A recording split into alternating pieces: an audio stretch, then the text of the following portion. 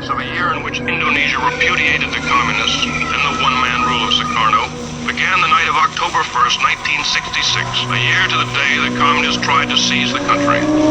Assembled was a special military tribunal. On trial was Dr. Subandrio, next to Sukarno the most powerful man in Indonesia. He was Deputy Prime Minister, Foreign Minister, head of the State Secret Police, boss of the anti-American state news agency.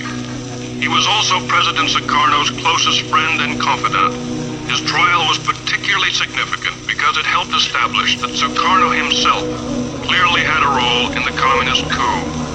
It was Sukarno who protected Subandrio in the palace after the coup attempt. When students ransacked Subandrio's foreign office and discovered correspondence between him and Red China's foreign minister Chen Yi planning the coup, they stormed the palace, threatening to behead Subandrio. Only then was he imprisoned. The charges against him include treason and conspiracy.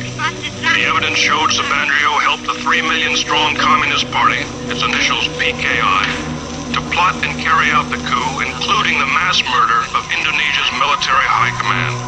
It was charged that he wielded the Indonesia-Peking axis, stole government funds, invented stories to discredit the United States, and conspired with Red China to smuggle guns to Indonesia's communists.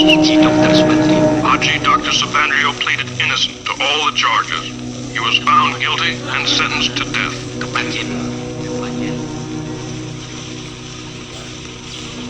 Hundreds more involved in the PKI coup are in prisons. Painstaking interrogations have pieced together the incredible plot.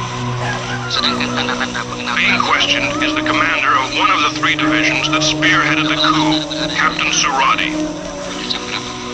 Supported by the PKI, their mission was to disable the army by murdering its top commanders, seize all communications, and immobilize the government long enough for the PKI politicians to take over.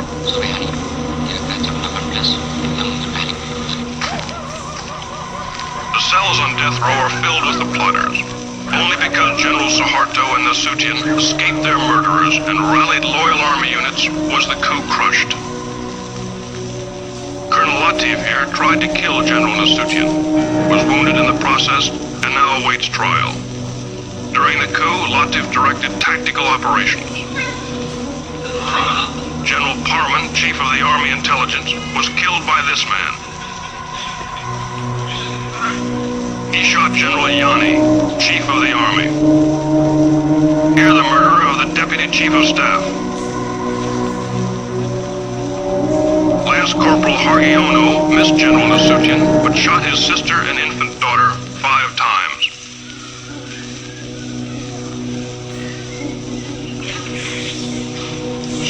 Terror and bestiality was a calculated part of the PKI plan.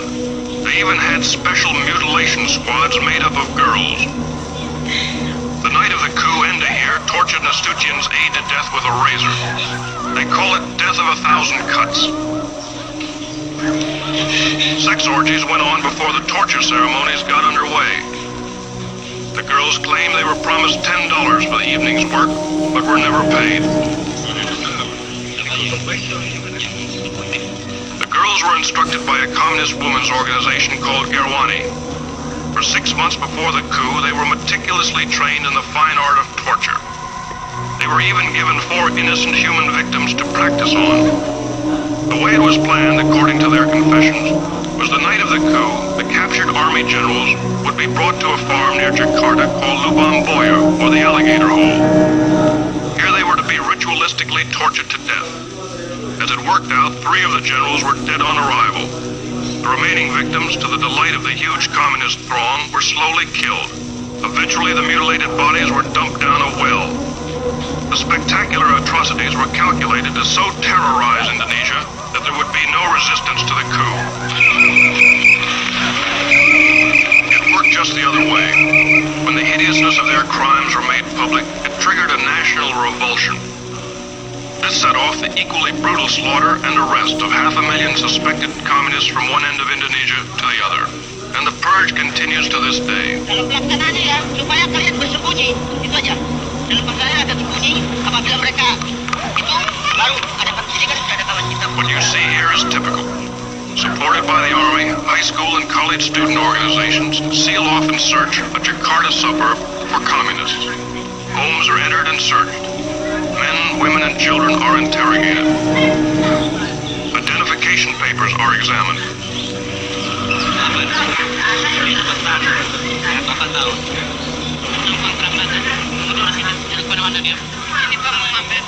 If the students or the soldiers don't like what they find or meet any resistance, summarily and without warrant or formal charge, they take the suspect into custody. On this day, more than 100 suspects like this man were hustled in.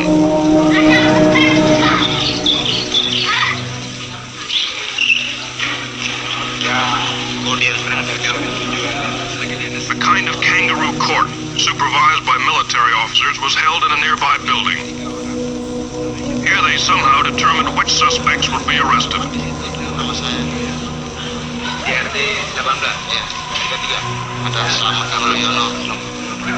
60 were taken off to jail this day, and very uncertain fates.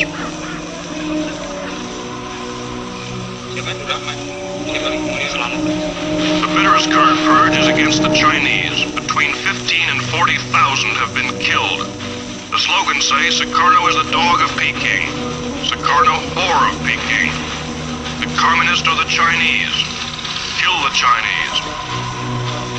In some places, Chinese stores must be labeled with the sign RRT, meaning People's Republic of China. Usir means kick out the Chinese. The hatred for the Chinese, even the loyal Chinese, is due in a large part to the fact they dominate 80% of the economy, and many refuse to integrate or assimilate with the Indonesians. About 600,000 remain citizens of Red China, and they did support the PKI. Worst of the Chinese pogroms are here in Sumatra. Last August, a Muslim group gave the 7,000 Chinese in their district 5 days to get out. To prevent their slaughter, the army packed them into makeshift camps. They reacted strongly when we tried to film their plight.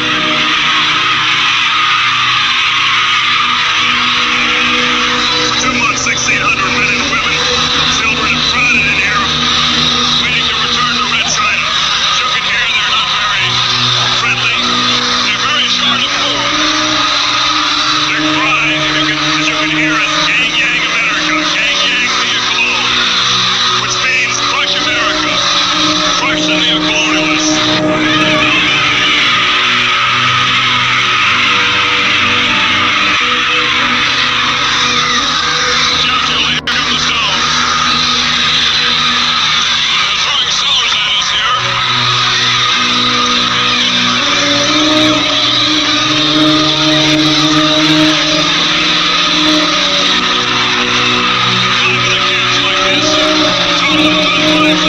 Chinese